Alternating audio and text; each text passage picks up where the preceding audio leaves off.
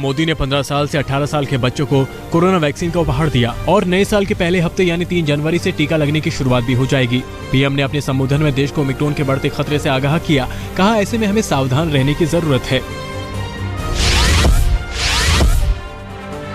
उन्होंने कहा कि हम सबका अनुभव है कि जो हेल्थ वर्कर्स और फ्रंटलाइन वर्कर्स हैं, इस लड़ाई में देश को सुरक्षित रखने में उनका बहुत बड़ा योगदान है, जो आज भी कोरोना के मरीजों की सेवा में अपना बहुत समय बिताते हैं। ऐसे में एहतियात की दृष्टि से सरकार ने निर्णय लिया है कि हेल्थ वर्कर्स और फ्रंटलाइन वर्कर्स की हेल्थ केयर और फ्रंटलाइन वर्कर्स को वैक्सीन की प्रिकॉशन डोज भी शुरू की जाएगी। इसकी शुरुआत अगले साल 10 जनवरी से की जाएगी। पीएम ने कहा कि 60 साल से ऊपर आयु के कोमॉर्बिडिटी वाले नागरिकों को उनके डॉक्टर की सलाह पर वैक्सीन की प्रिकॉशन डोज का विकल्प भी उपलब्ध होगा। ये भी 10 जनवरी से शुरू होगा। फिर से बढ़ते कोरोना संकट के बीच बच्चों के लिए कोरोना वैक्सीन के आपात इस्तेमाल को मंजूरी मिल गई है। Drugs control general of India ने 12 साल से ऊपर के बच्चों के लिए कोवैक्सीन टीके के आपात इस्तेमाल की मंजूरी दे दी है।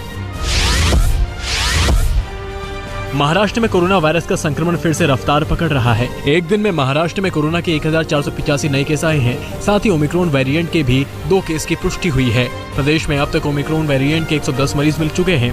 उधर मुंबई में भी कोरोना से संक्रमित मरीजों की संख्या में इजाफा हुआ है। 24 घंटे में मुंबई में कोरोना के 757 नए संक्रमित मिले हैं। कोरोना और ओमिक्रॉन के बढ़ते मामलों के बीच महाराष्ट्र में कड़ी पाबंदियां लागू की गई हैं। महाराष्ट्र में 9 बजे से सुबह 6 बजे तक किसी भी हिस्से में एक जगह पर 5 से ज्यादा लोगों के इकट्ठा होने पर रोक लगा दी गई है।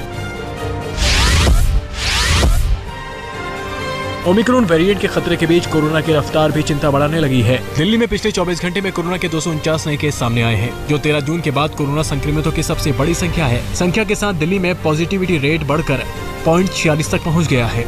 दिल्ली में कोरोना के 934 एक्टिव केस हो गए हैं, जो बीते 5.5 महीनों में कोरोना के मरीजों की सबसे ज्यादा संख्या है।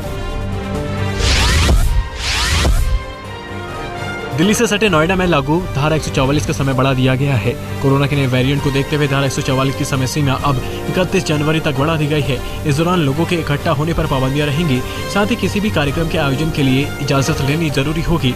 बिना अनुमति कार्यक्रम का आयोजन करने पर पुलिस प्रशासन सख्त कार्रवाई करेगा। शनिवार को राजस्थान में कोरोना के ओमिक्रॉन वेरिएंट के 21 नए मामले सामने आए।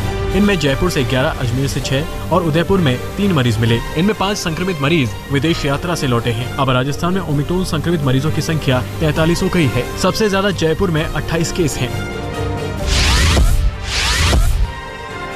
देश भर में ओमिक्रॉन के बढ़ते मामलों को देखते हुए कई राज्यों ने नाइट कर्फ्यू लागू कर दिया है। अब असम भी इस लिस्ट में शामिल हो गया है, जहां आज से नाइट कर्फ्यू लागू किया गया है।